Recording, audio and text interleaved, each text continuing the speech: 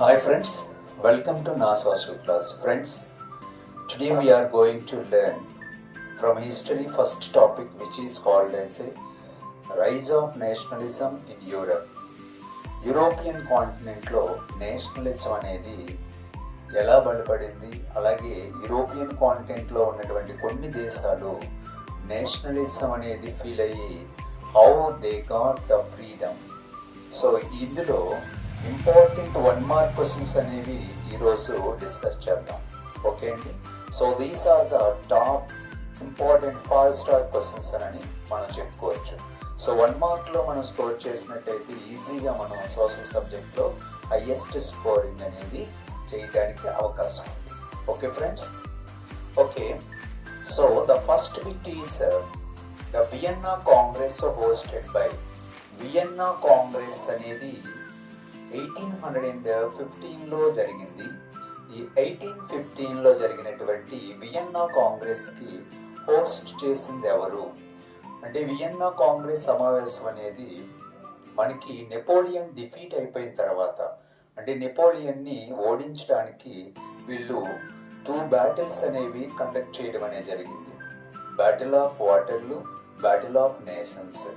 So ఈ last బ్యాటిల్లో ఓడిపోయినటువంటి Napoleon వీళ్ళు Austria and alliance groups ఈ దేశాలు అనేవి ఆయన్ని బంధించిన తర్వాత, అంటే సెయింట్ హెలీనాలోని రాకీ ఐలాండ్కి పంపించిన తర్వాత, సో ఆ నెక్స్ట్ అంటే 1815లోనే ఒక బ్యాటిల్ అయిన తర్వాత వీళ్ళు ఒక సమావేశాన్ని ఏర్పాటు చేసుకున్నారు.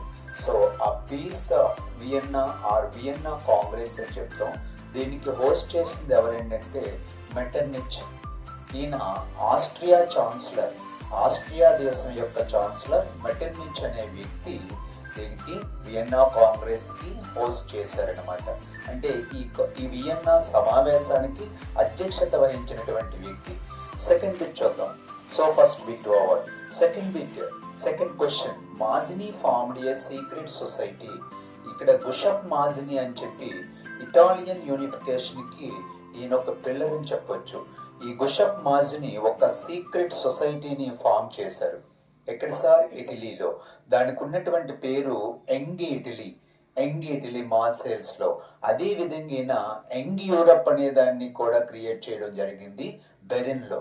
ఇక్కడ మనకు క్వశ్చన్ ఎలా అడుగుతున్నాడంటే యంగ్ ఇటలీ ఆర్కిటెక్చర్, లేదంటే ఇక్కడ the form of young Italy in the Italian unification ఎవరు సార్ అంటే గుషప్ మాజినీ. అదేవిధంగా అదే మాజినీ యంగ్ యూరప్ అనే ఒక సొసైటీని కూడా ఫామ్ చేశారు. సో ఇది ఎక్కడ సార్ అంటే బెర్న్లో యంగ్ యూరప్ అండి.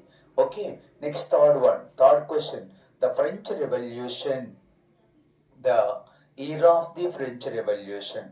ఫ్రెంచ్ విప్లవం అనేది ఏ ఇయర్లో వచ్చిందండి అంటే 1789.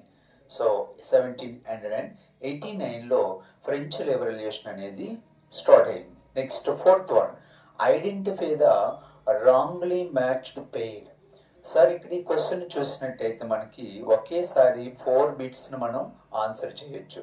1797 Napoleon invades Italy, 1815 the Vienna peace settlement, 1821 Britain struggle for independence, 1905 slave nationalism gathers force. ఇందులో రాంగ్ ఏంటనేది ఒకసారి చూద్దాం.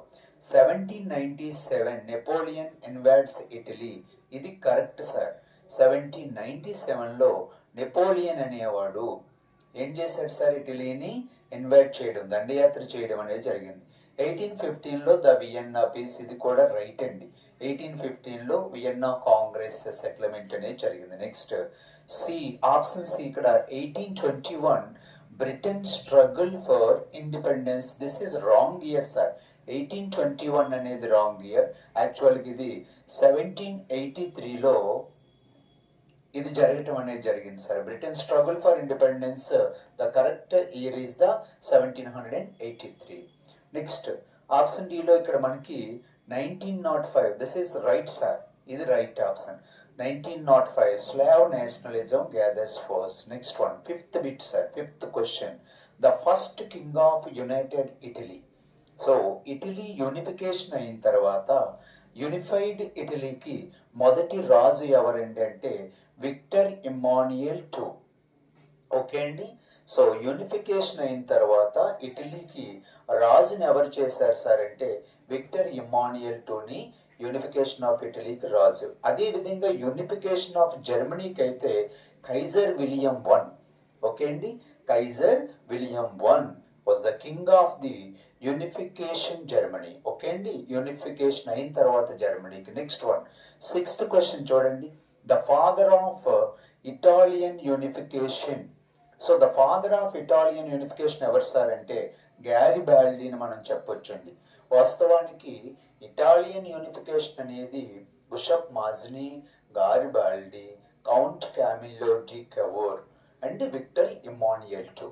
ఇలా మనకి ఈ 4 మెంబర్స్లో 3 మెంబర్స్ ఇంపార్టెంట్. ఈ 3 మెంబర్స్లో the father of the Italian unification అని గారిబాల్డీ అని చెప్పడం జరుగుతుంది. Next 7th question, leader of the unification of Germany. ఇక్కడ leader sir, king of the unification of Germany అంటే కైజర్ విలియం I అని రాయాలి. King of the unification Germany అని అడిగితే Kaiser William I is the right answer. ఇక్కడ leader of the unification of Germany అనే question వస్తే Otto von Bismarck అండి.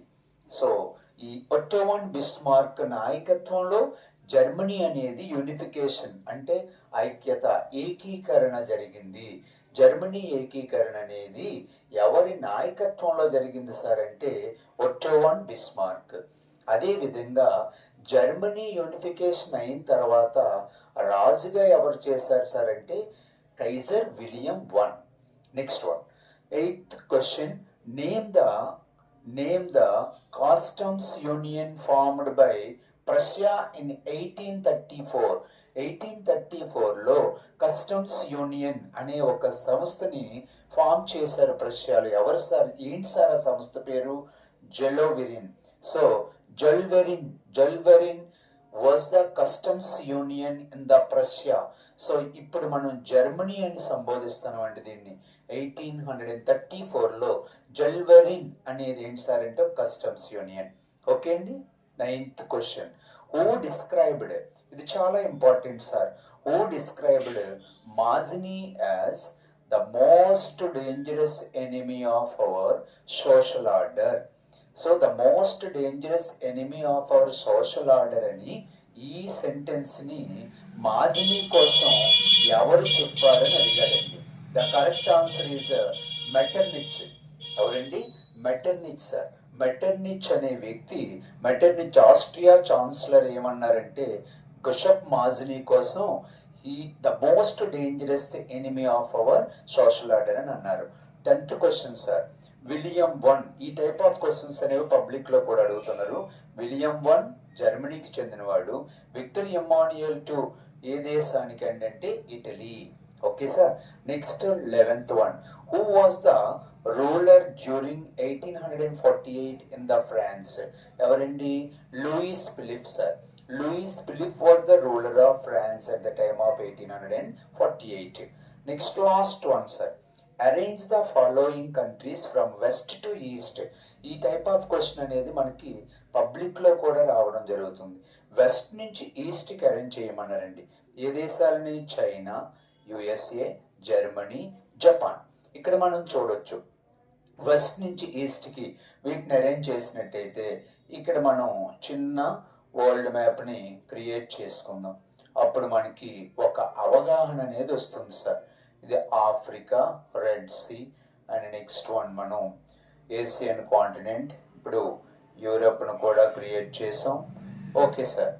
So ఇక్కడ మనం నార్త్ అమెరికాని క్రియేట్ చేసాం sir. So this is the south America. ఇక్కడ యుఎస్ఏ ఉంది. తర్వాత వీడు అడిగింది ఏంటండి? చైనా. చైనా అనేది ఇక్కడ ఉంటుంది సార్, చైనా. ఇక్కడేమో జపాన్ అనేది ఉంది, ఇది చైనా. తర్వాత ఏమన్నాడండి? China, Japan. జర్మనీ అనేది ఇక్కడ ఉంటుంది sir, this is the Germany. తర్వాత ఏమడిగాడు సార్? జపాన్ అయిపోయింది, చైనా అయిపోయింది, తర్వాత చైనా, యుఎస్ఏ ఉంది, జర్మనీ, జపాన్. ఇప్పుడు ఫస్ట్ ఏమొస్తుంది సార్? ఇక్కడ వెస్ట్ టు ఈస్ట్ అన్నాడు. ఏమన్నాడండి క్వశ్చన్లో? వెస్ట్ టు ఈస్ట్ కాబట్టి ఫస్ట్ ఇటు నుంచి ఇటువైపు, అంటే ఇది వెస్ట్ ఇది ఈస్ట్. సో మనం ఫస్ట్ యుఎస్ఏ వస్తుంది, తర్వాత జర్మనీ వస్తుంది యూరోపియన్ కాంటినెంట్లో, తర్వాత ఏషియాలో China and next Japan sir. USA, Germany, China, Japan. So ఈ విధంగా మనకి వరల్డ్ మ్యాప్ మీద గ్రిప్ ఉన్నట్లయితే ఆ టైప్ ఆఫ్ క్వశ్చన్స్ని we are able to answer that. Okay friends, so ఇలాగే మరొక వీడియోలో మరొక 10 ఇంపార్టెంట్ క్వశ్చన్స్ అనేవి చేయడం జరుగుతుంది. సో మిస్ కావద్దు.